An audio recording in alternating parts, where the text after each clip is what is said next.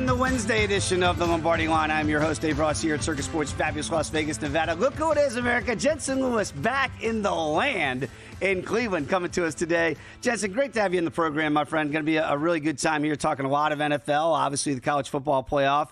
And we've got another Clevelander in hour number 2. Our managing editor, Adam Burke's going to join us as well. So that's going to be a lively conversation. I got to start off the jump here with big news in the NFL, Cleveland, and certainly in the ATL. And when you see that Kirk Cousins has been benched for Michael Penix now, who will be the starter next week for Atlanta, they are one game back right now of Tampa Bay in the NFC South. Jensen, just being in a clubhouse, being in locker rooms, being around the games as you've been as a professional athlete, how does that affect the other 52 now that Kirk, who's the veteran, the established guy, has got to take a backseat to the kid? How does that go over with everybody?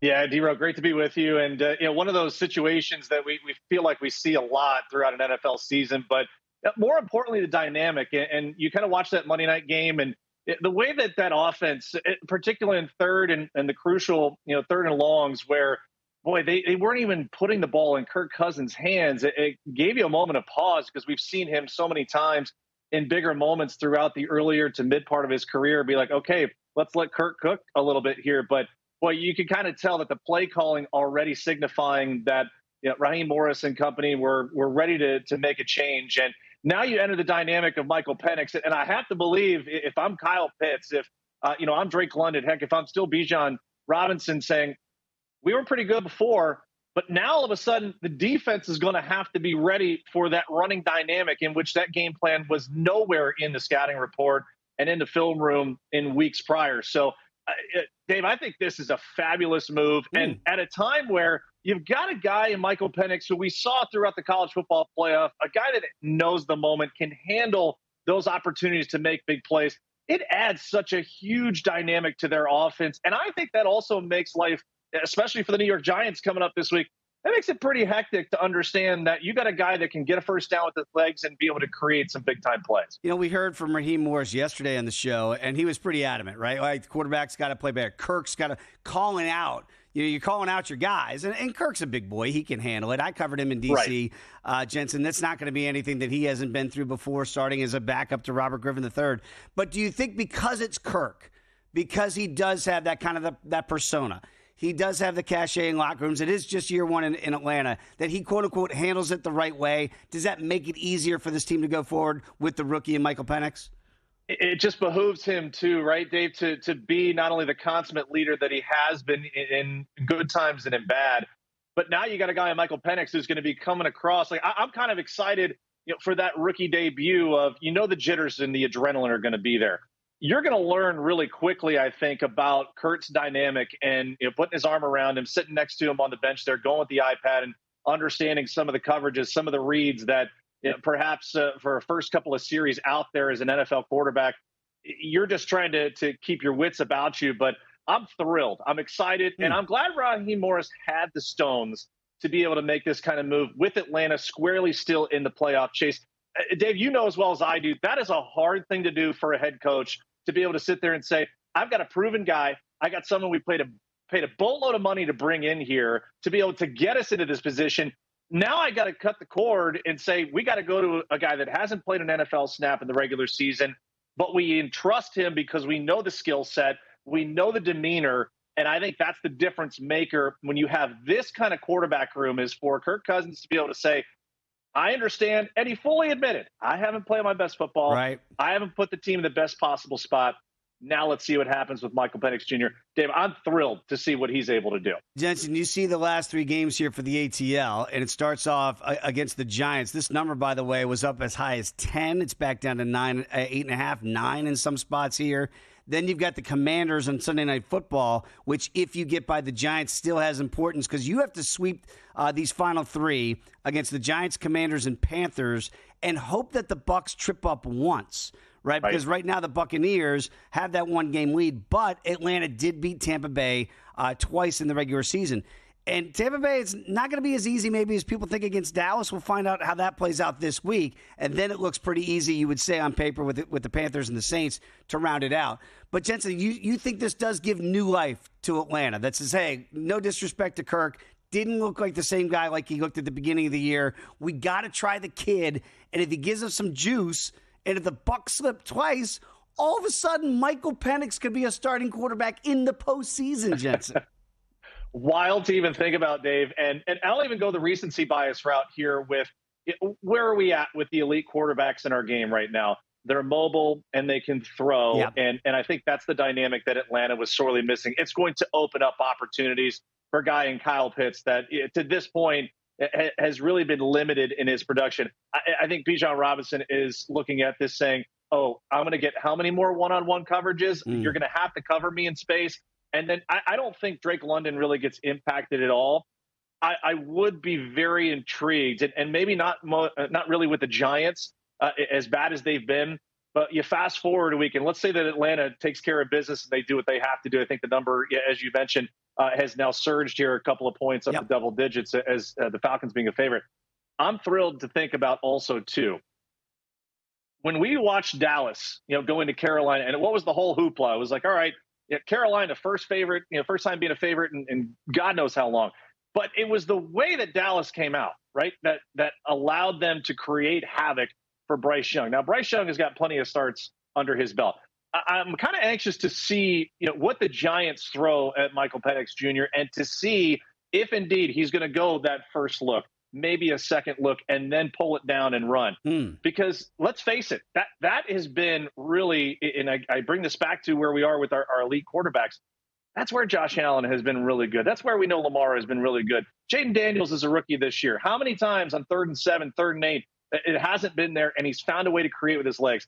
That's the missing dynamic for me when you look at this Atlanta offense, that if they get into a pinch down the stretch here, there's no film on Michael Penix Jr. other than when he was a Washington Husky recently to say, oh, this is what he might do in this situation. So the element of surprise, I think, plays so well into Atlanta's favor when they're game planning for these next couple of weeks. It's interesting because when you see that line move, you go, boy, do I really want to lay it now? I know it's the Giants. Do I want to lay the points in the row with a rookie quarterback making his first NFL start? Or it could be that shock and awe that you're referring to in week one. It could look a hell of a lot better than it's looked with KC8 the last couple of weeks. By the way, you mentioned Carolina, 33 games were the last time they were a favorite, and they closed 3-point favorites over Dallas. Obviously, we saw how that worked out. And Tampa Bay right now is minus $4 to win the South. Atlanta, and Jensen, I can hear the enthusiasm in your voice. I hope everybody down there in Atlanta is as excited. Plus $3 to possibly win this division. So I think you think there's hope that the Falcons, if this goes well in week one here against the G-Men, could run the table theoretically, and then you hope for that slip up from the Bucs. That'd be fascinating. Then all of a sudden, Terry Fontenot can say, see, that's why we drafted Michael Penix in the first round in the top 10. I want to get to one other quarterback move, and it is Patrick Mahomes. And Jensen, I was saying all week, like, we really think 15's not going to play? How many times have we seen him with this high ankle sprain, right? And we saw the line move, and all of a sudden Houston gets as high as 3-point favorites. That number is now flipped all the way back to Kansas City as 3-point favorites as a full participant. Mahomes was in practice. So what do you make of that? Was that just Patrick playing coy? Did people actually believe he wasn't going to play? I think this is a different situation, Dave, because we obviously know that the dynamic here for the Chiefs and knowing where they are and to trying to hold off the Buffalo Bills here for that top spot in the AFC. If the Chiefs didn't need 2 of 3 to basically control their own destiny, then yeah, I think you see them maybe slow play this a little bit, and especially on a short week, and even more so, Dave, it's the next 2 weeks, right? Yeah. Because we know with Christmas Day coming up, that's asking a lot of Patrick Mahomes and what their ultimate goals are, and that's obviously to go ahead and go on to the Super Bowl and try and three-peat. I'll be anxious from the game plan perspective, like getting it out early and knowing where Houston's pass rush is. I think they're going to want to try and keep Patrick Mahomes as upright as possible. But as far as he goes, the competitor is there. But Andy Reid is about as smart as anyone in knowing his quarterback and being able to kind of be that one voice that can say, Patrick, you obviously know what we're about here. And I think we see maybe a tweak to the game plan on Saturday. about trying to rely on Isaiah Pacheco a little bit more, maybe getting it out to Noah Gray, Travis Kelce in space, even some of those bubble screens to Xavier Worthy, just to be able to keep him from having to sustain some of those pass rushes.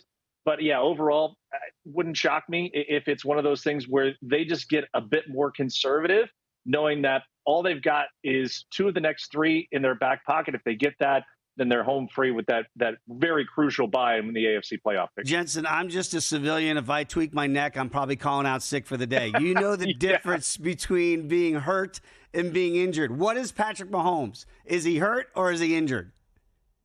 And he's none. He's the fox, man. He's playing coy. He's doing whatever he needs to try and lull whatever opposition to thinking that he's not going to be at full strength. And I think that's the thing to underline, Dave, right? When he's not at full strength, man, he is so much higher as far as his performance value. He's just smart enough to understand what he can do, what he can't do. He'll manage it. Chiefs will be in a good spot. Great stuff, Jensen. We got a lot more to go. A lot of other quarterback news that are affecting numbers out there. But also, we know this in sports betting and trading. Probability is a key to success. So discover the power of high probability trading with Todd Bubba Horwitz. He's a former floor trader and sports bettor with over 45 years of experience. Visit BubbaTrading.com/VSiN. Use code VSiN500. You can save $500 today. Don't miss the chance to gain the edge in the trading game today. That's BubbaTrading.com/VSiN. Use the promo code VSiN500. Just getting it started. Is the famous Jameis era over in Cleveland? Jensen knows all about what's going on in the land. We'll discuss it next here on the Lombardi Line.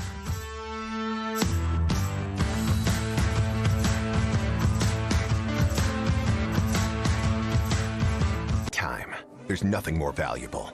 It's what drives everyone to make the most of every moment. We celebrate living large in the now. In a city where time disappears, we create experiences that electrify the soul and memories that will last forever. We go big, we go all night, and here, everyone is invited. So get loose and get loud. This is Circa. You'll have the time of your life. Coming up Wednesday on Follow the Money, 2 bowl games, NFL news, Rich Gannon will talk about awards, Sal Pal, the marquee games, can the Eagles keep this going? And Mike Palm from Circa. Follow the Money weekdays 4 to 7 Eastern on VSiN, the Sports Betting Network.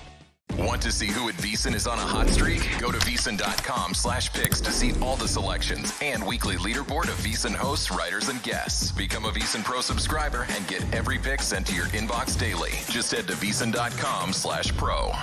So, Paulie, have you had a chance to read the VSiN Daily yet? Yeah, came in at 3 a.m. What's Bill doing up that late? Well, rumor has it starts off with a 12-hour meditation session. Then he just pours himself over film and live TV, really focusing and taking it all in. Bill's in with the biggest insiders, talking trade secrets, strategies, the whole nine, absorbing the info. And then and only then can the writing process begin.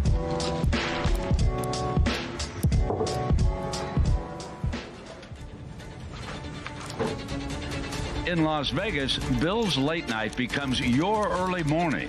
Wake up to the very latest betting insights in your inbox with the VSiN Daily. Sign up for free at vsin.com/newsletter.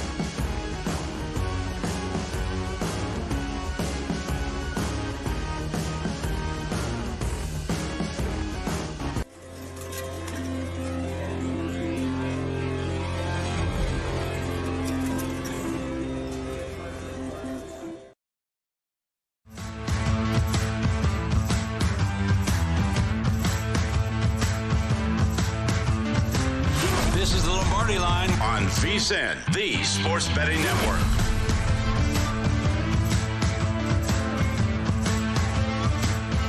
We continue the Lombardi Line here on the Wednesday edition of Dave Ross and Jensen Lewis coming at you. Jensen's coming to us from the land. Cleveland, I did not have this quarterback controversy concocted just because you were on the show today. But I do want to ask you, because I felt like in Cleveland, the Jameis Winston story for the majority of this year was like a redemption story, right? Like, it was fun. Everybody's rooting for him. He's so likable when he's on the mic and he gets up there and speaks honestly and openly. Kevin Stefanski is going to go to DTR. Dorian Thompson-Robinson is going to be the starting quarterback. What do you make of that? Does this just prove that as much as we want the story to work, if you watch Jameis over the last couple of weeks, especially the game against the Broncos, and then we saw it last week against the Chiefs, you're going to get what you know you're going to get, and that's going to be turnovers. Was this a move that, again, Cleveland just had to say, we got to see what we got with the young kid formerly out of UCLA?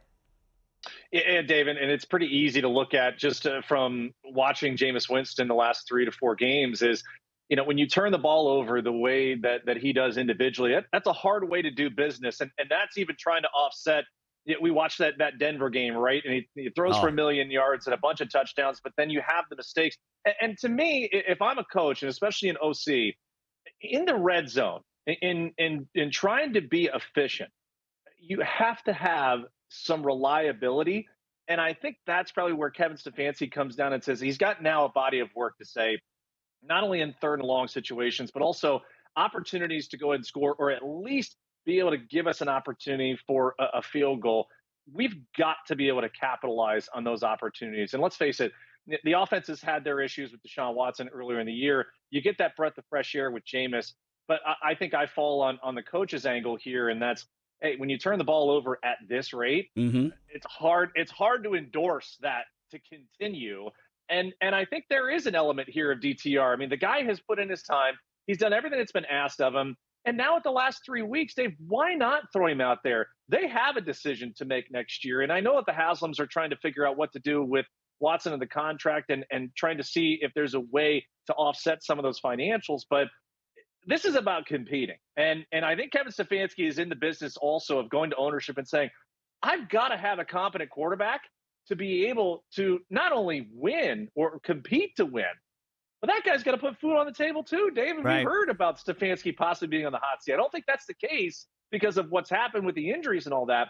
But the way it's going right now, turnovers are the reason why Jameis Winston is now on the bench. Bengals up to 7.5 in this Battle of Ohio and up to 47 on the total here with DTR getting the start. Let me ask you a little bit about Stefanski, because this is a guy that's now a 2-time Coach of the Year after winning it last year. Joe Flacco off the couch in that miracle run to even get to the postseason.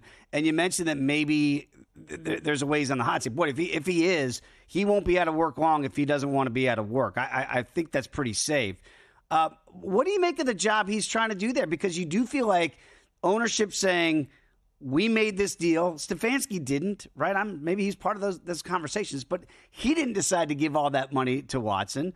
So what does management do? Does it handcuff Stefanski and say, you've got to play the guy we're paying to play, and you got to make this work? Yeah, I think that's what they did earlier into the middle of this season, Dave. When you think about where Andrew Berry is from a standpoint of roster construction, and also where Kevin Stefanski is as far as his scheme and what he wants to do, a lot of those elements, and you mentioned Flacco just rolling out of bed and being able to do it at a pretty high rate last year. I think that is the window into this offseason of Andrew Berry and Kevin Stefanski going in to Jimmy Haslam's office and saying, you got to be able to let us do what we do best. Right. We tried it your way. And hey, that's a tough conversation to have with any owner. But I think you go back to the film. I think you go back to kind of what we saw early with Deshaun Watson. No, he didn't have all his weapons with him. But even when those couple of weeks were that he had at least everyone that you felt like, okay, there's enough here to be able to compete with your talent, and you couldn't get it done. Now you have to fall back on at least some saneness and say, okay, it didn't work. We've got to blow this up to a certain extent. I'd be very intrigued now, and I think it's kind of a captivating situation here, Dave, when you look at where the Browns are headed into the final weeks of their season, because they're going to be playing the role of spoiler here, even this week with Cincinnati. I think that DTR has that mindset of, all I got to do is go out and try and showcase. I got nothing to lose. I've been sitting behind a guy that's been guaranteed all the money. I've been sitting behind a guy who's averaged 2 to 3 picks a game. It can't get much worse. So I think for him, he's just got to be able to go out, execute the game plan, and then also fall in line with what Kevin Stefanski wants him to do. If he does that, it's easier to go to the front office. It's easier to go to ownership and say, at least this guy did what we asked him to do, and he gave us a chance to win week in and week out. I was still stunned by that week 1 performance against Dallas where they were the favorites over the Cowboys coming in. And you had all of offseason to get ready. This is going to be the new Deshaun Watson, 3-point, whatever. And it looked that bad. I'm like, you went all summer and spring with that? Good. By the way, very quickly, is Cincinnati the number 1 enemy of Cleveland? Because, the Battle of Ohio, I go back to, Sam Weiss, right? You don't live in Cleveland, you live in Cincinnati. Get the hell out of here. Is that still the number 1 rivalry? It's not Pittsburgh, it's not Baltimore?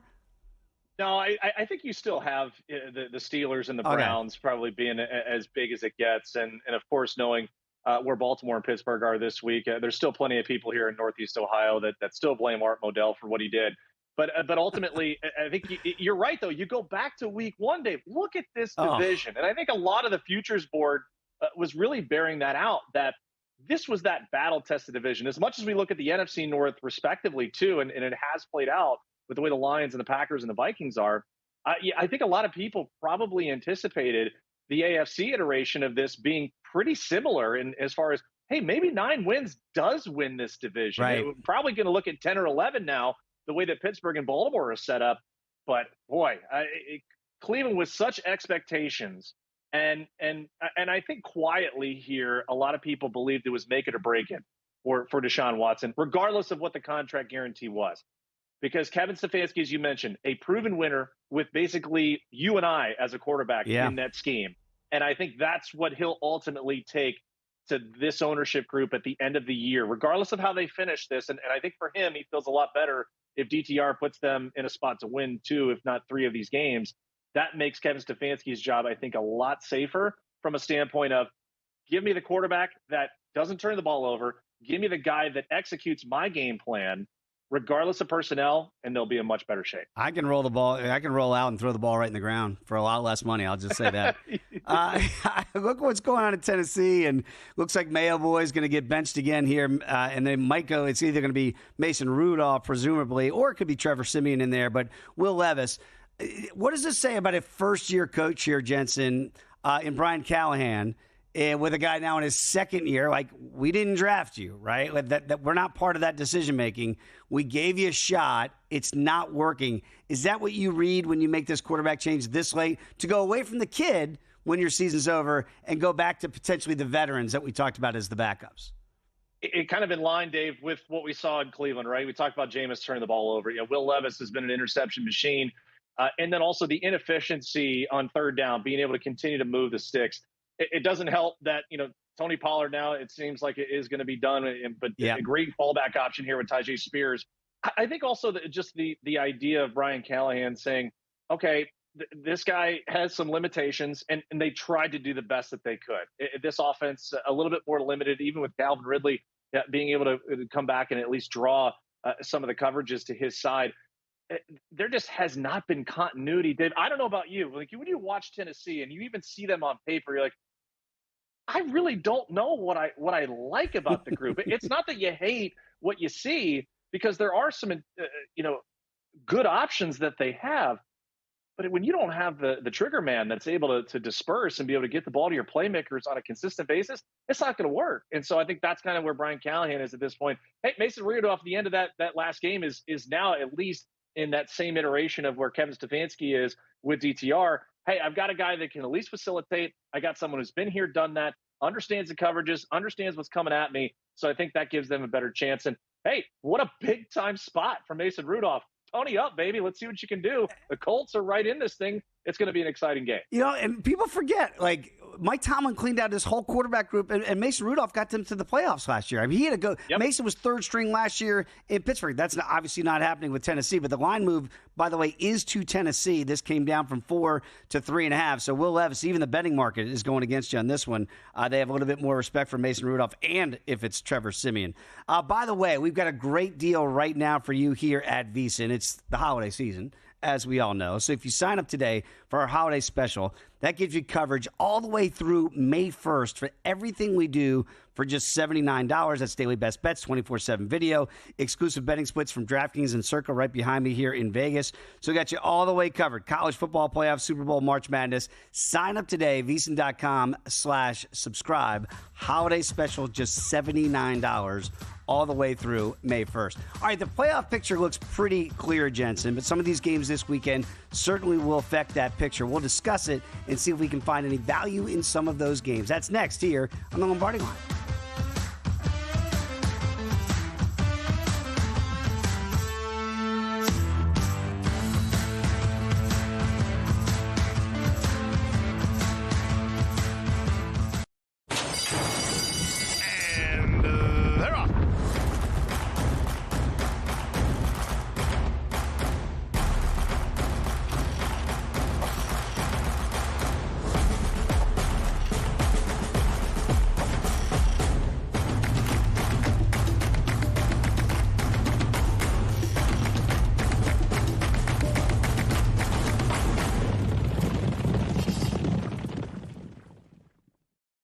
Sports betting game with VSiN's exclusive betting splits. Stay ahead with real-time market trends and track bet percentages on any matchup. Then uncover the edge by comparing them to the amount of bets placed to find out where the sharp money is headed. Upgrade to VSiN Pro to access betting splits, live odds, line moves, power ratings, and in-depth game analysis. Go to VSiN.com/pro to join VSiN, the sports betting network.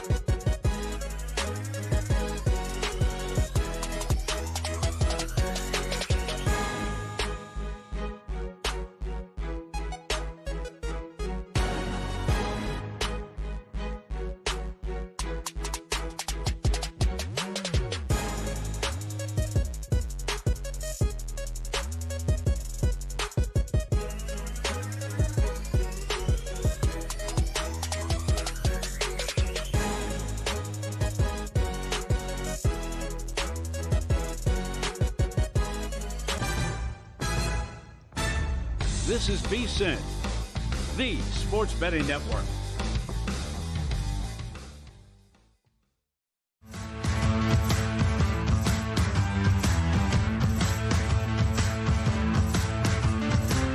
This is the Lombardi Line.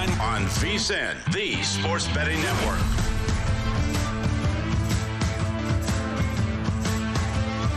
We continue the Lombardi Line. Day Ross and Jensen Lewis coming at you on a Wednesday. Jensen, I can't believe you blink, and we're going to start week number 16 of the NFL season tomorrow. Denver against the Chargers. LA didn't look good last week. I'll be honest when I'm wrong. I was dead wrong on that one. I really liked the Chargers last week against the Bucs. 17-10 halftime lead, Jensen. I felt great. Second half, they give up 30 points. They don't score. They get blown out 40-17. Now they got to turn the page quickly. Denver's coming in here somehow. Felt like if you were on the Colts, you were on the right side for about the first three quarters, and then that fourth quarter went terribly south, and Denver gets the cover last week. The numbers come down off that key number of 3 down to 2.5.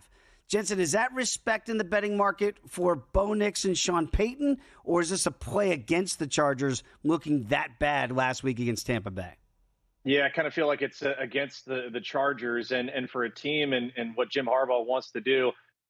I get it with Herbert playing as banged up as he is, no Will Dissly as the safety valve anymore. You can really kind of limit and make a guy in Quentin Johnson have to beat you. And I think Ladd McConkey will be that focal point, no question about it, and try and limit. I don't know if you can fully stop him, Dave, but you can certainly try and game plan to limit him a little bit. The semblance of the run game, like I wonder if this number changes.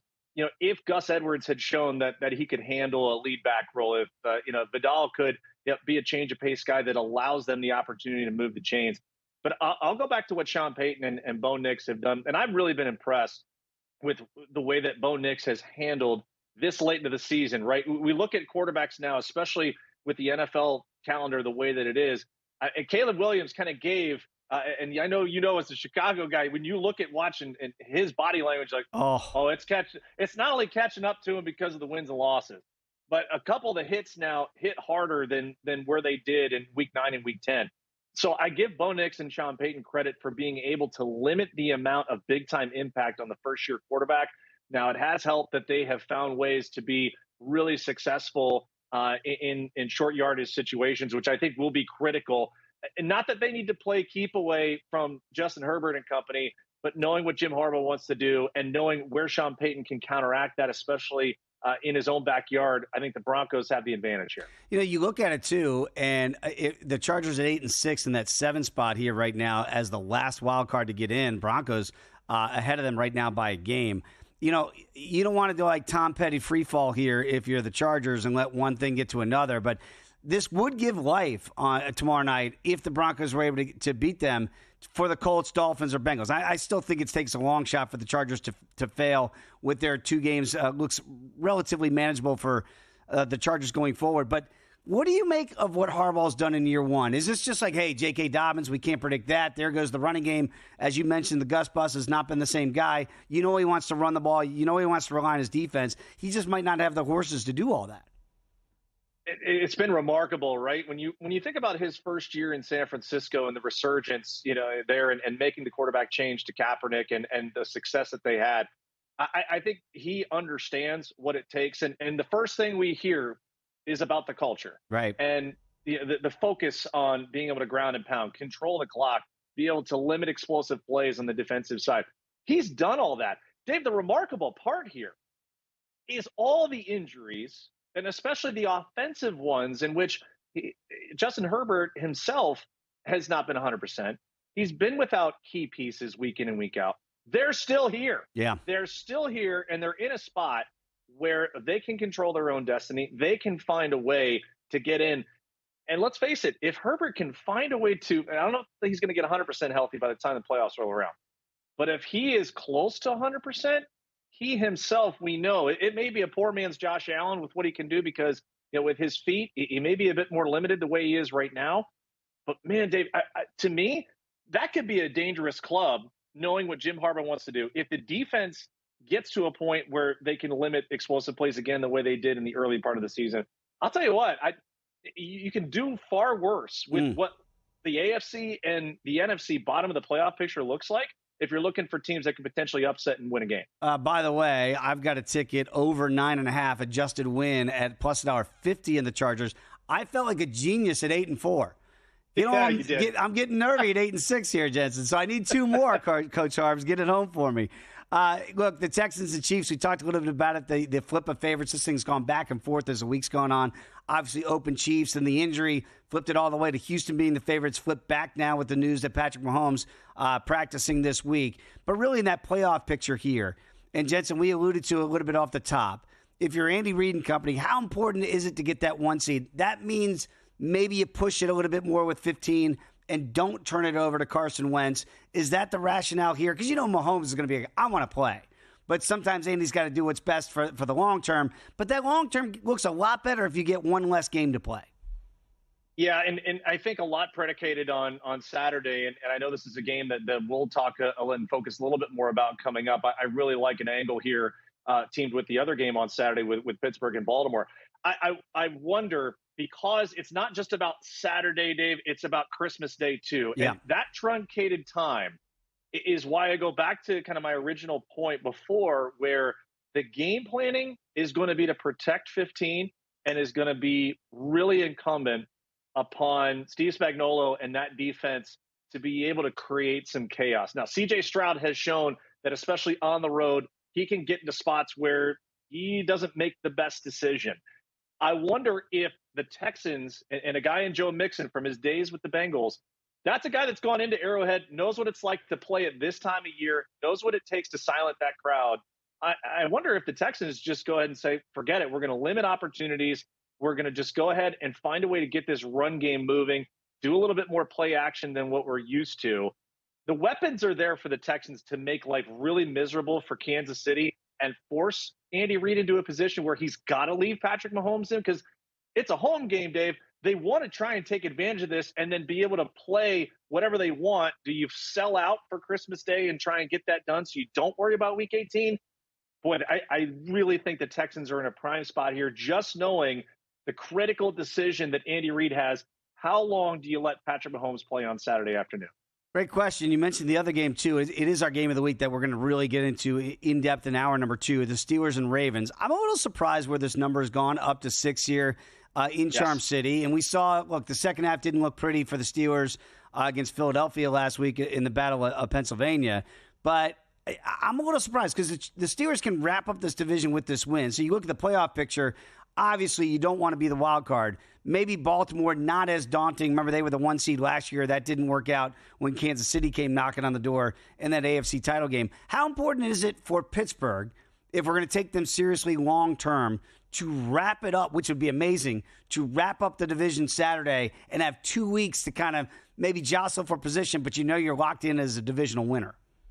Yeah, so the first thing, Dave, that jumped off the page to me was, boy, how many, you can probably count on one hand through the history of this rivalry when the Ravens, became the Ravens in Baltimore. How many times have we seen it as close to a touchdown with both the regular starting quarterbacks, right, QB1s, in this spot? And so that was the first thing that jumped out to me of, okay, I get it. It's in Baltimore. The Ravens have to win here if they have any chance in the division. But I would have thought, like, oh gosh, is Russell Wilson limited? Is Pickens, in such dire straits that the odds makers really believe that this is Baltimore's to take? So 2 things I think that we have to focus on. The way that Pittsburgh finished, and I'm glad you brought it up, the way they finished against Philly, that is going to be harped on. That is going to be in the film room. That is going to be, fellas, that's not Pittsburgh Steeler football. Let's get back to what we do. Let's get back to running. Let's get back to controlling the line of scrimmage. And let's let our defense go to work. Here's the ultimate thing. Mike Tomlin, obviously, as an underdog, has just been phenomenal in this particular matchup. And knowing that there is some kryptonite to Lamar Jackson in how Pittsburgh's defense usually schemes for the Ravens, whether it's in Pittsburgh, whether it's in Baltimore. I think there has to be an element of trying to play keep away, just like the Texans could do against Kansas City in the early game.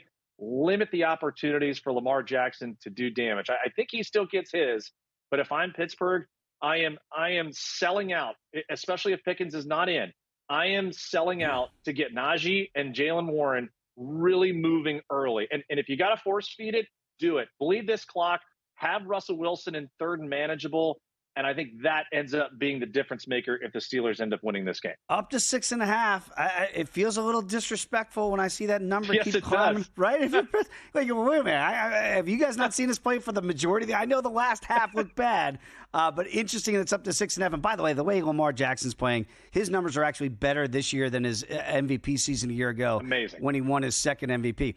By the way, we're going to have Adam Burke join us in hour number 2. Of course, does a great job here on VSiN. And we've got some other things that Adam's helped put together. The college football playoff race this year. How about this contest at VSiN? The Road to Jan Sanity contest. You ready for this? Put your handicapping skills to the test. You can win up to $5,000, and the best part, free to enter. Okay, so your challenge, pick the games against the spread every round. The contestant with the most points after the title game is going to win $5,000. Head over to VSiN.com/JanSanity for the contest rules and to register. Do not wait. Tomorrow, last day to enter. So visit VSiN.com/JanSanity and let the Jansanity begin. Jensen's got some picks and maybe a teaser for you next here in the Lombardi Line. Got a good thing coming, just wait and see. It's a good.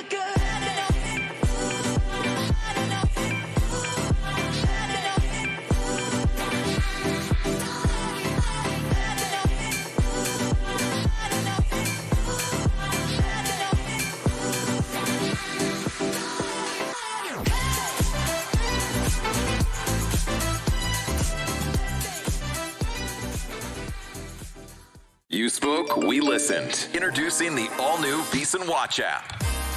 Now, you can watch and listen to VSiN expert analysis live wherever you are. Missed a show? No problem. Catch replays of VSiN's full lineup at any time. View highlights sorted by sport. Or use the search feature to find specific teams and topics you're looking for. And the best part? It's free for a limited time. Download the VSiN Watch app today. Available now on the App Store and Google Play. And join us on the Sports Betting Network.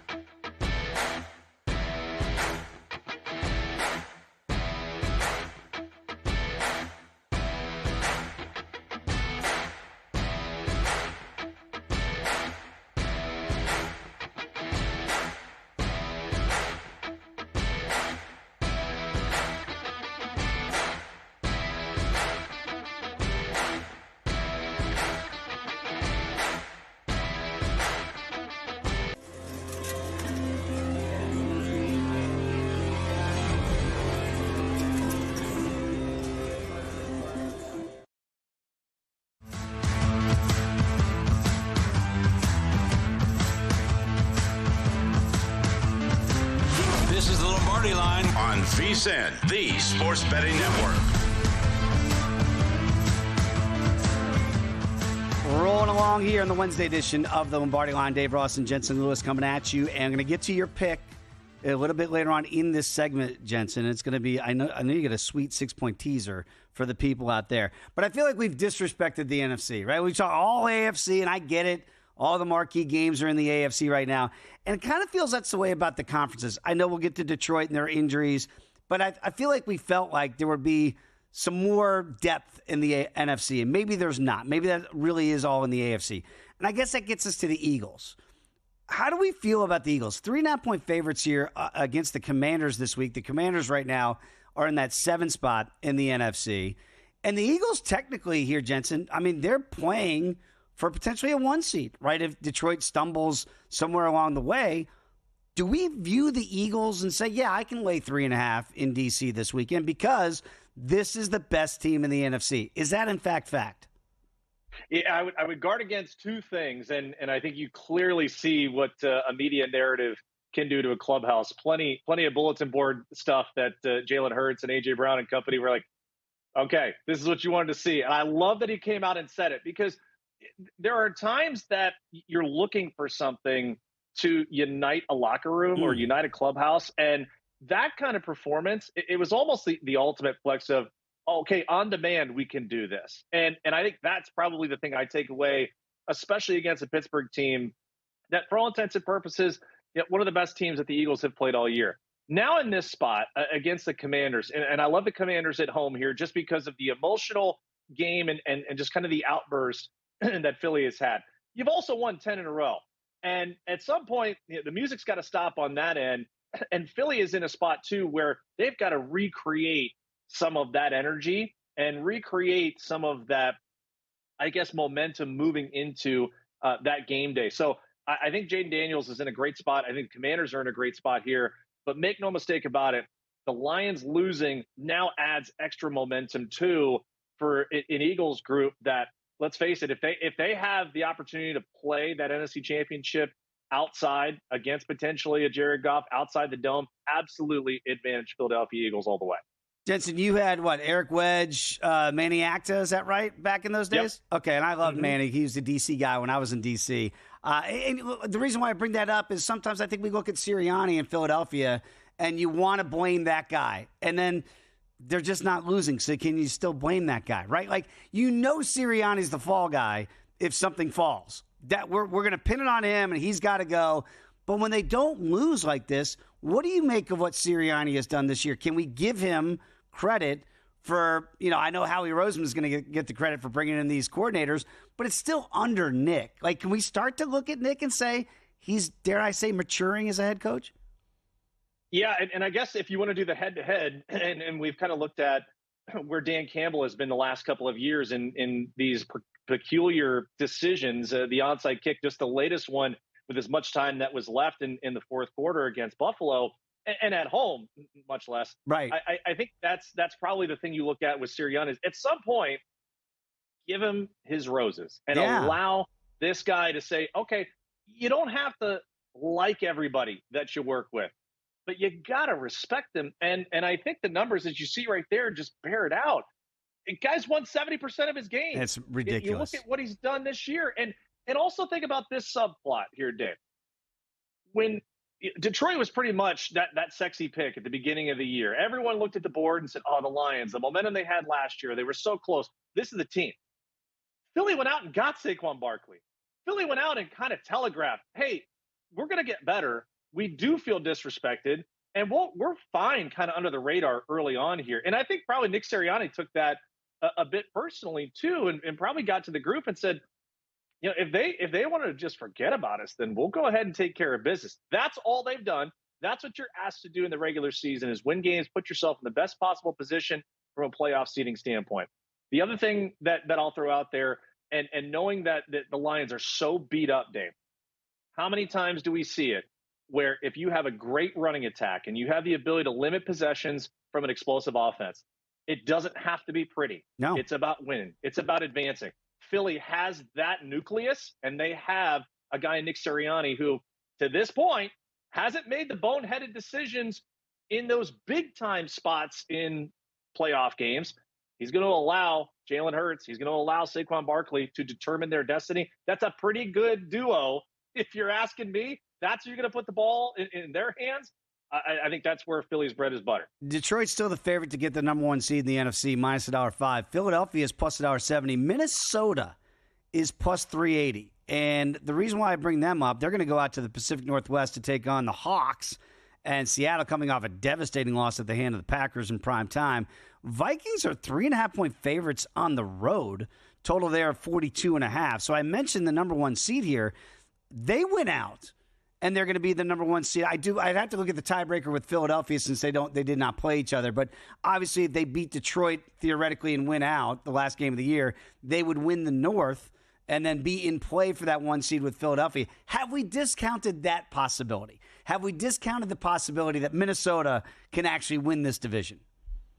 And you look at the Monday night game, right? Obviously, the Bears have been really dreadful down the stretch. But overall, again, let's kind of put Philly and Minnesota in that same query of, all right, Kevin O'Connell has put Sam Darnold in great positions week in and week out to do damage. If you want to put weaponry up against each other, I'll tell you, Saquon Barkley takes the cake as far as the running game goes. Aaron Jones has been good, but Justin Jefferson, I'll take him over A.J. Brown. Jordan Addison, right now, I will take over Devontae Smith. It's a matter of what is your most comfortable scenario with the Viking defense against, and just a theoretical matchup here. Would you rather have the Viking defense against that Philly offense, regardless of if they're in Philly or Minnesota for that game? Or would you rather the flip, Dave? And to me, I think I'd have to give the edge to Philly's offense against Minnesota's defense, just because I think they've got so many different ways with Jalen Hurts being the mobile quarterback. We go back to the top of the show. We talked about Michael Penix Jr., the difference of the Atlanta dynamic in that offense. You got a game plan for two guys now in that quarterback spot. Sam Darnold, I think that's where Philly has an opportunity to create havoc. So we have not discounted Minnesota too much, because that's also a team you don't want to go to Minnesota and have to try and beat them in a turf war. You start off 5-0, then you lose 2 in a row. Really, Detroit game, they had a chance to win that thing late, and then you lose to the Rams. I think people, okay, here's the other shoe. And then they've rattled off 7 wins in a row. So big props to Minnesota for figuring out ways in the middle of that schedule to keep those victories coming to stay in place. Save for Tampa Bay here, Jensen. I think we undersell what the job Todd Bowles has done down there. They're going to be 4-point favorites at Dallas, 48 as a high total there. And the Bucs right now control their own destiny, although you can't control destiny. But they can, if they win out, they're going to win the South. And maybe people look at the South and go, it's a terrible division. What do you make of the Bucs and Baker Mayfield kind of, I guess, fully resurrecting his career as a starting quarterback in this league? Dave, I would love the Cowboys more if they were on the road, because apparently that's the home away from home. They're great on the road. It's unbelievable. All right, so the Bucs we might have discounted a little. And that offense, now with Mike Evans in the spot that he's at, Cade Otton has been in spurts really productive for them. Gosh, if they had a healthy backfield, Dave, this is a really, really attractive group. And we'll see what happens here moving forward with where that group is going to be. But it begins and ends with the way that Baker Mayfield has made decisions in close games. He's made big throws. It feels like, -4 is not enough. I kind of really like the Buccaneers here to light it up a little bit. And again, they're in that spot where they have to sell out. They have to keep going. They have to keep pedal to the metal here. So you get out to an early lead, I think the Cowboys kind of fade a little bit, and then you get Cooper Rush in a real pressure-packed spot. He's been known to throw in some tight windows, and I think the Buccaneers defense could really benefit from that. If Baker wins in Jerry World, all I ask, don't plant the flag. Apparently that's a bad thing to do. You can't do that. Oh, you're not at Oklahoma anymore, Baker. That's for sure. We are going to get to your teaser, I promise, in the second hour, Jensen. That's a tease, people. So it's a pretty sexy one there and a 6-point tease that we'll get to in hour number 2.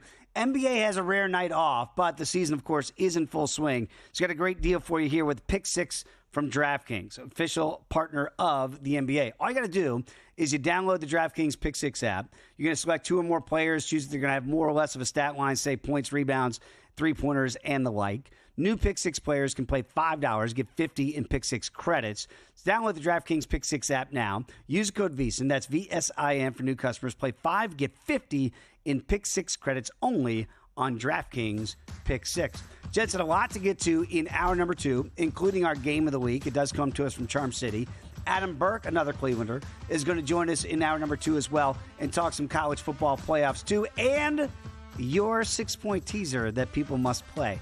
I'm going to play it as well. That's next here when you come back, hour number 2 of the Lombardi Line.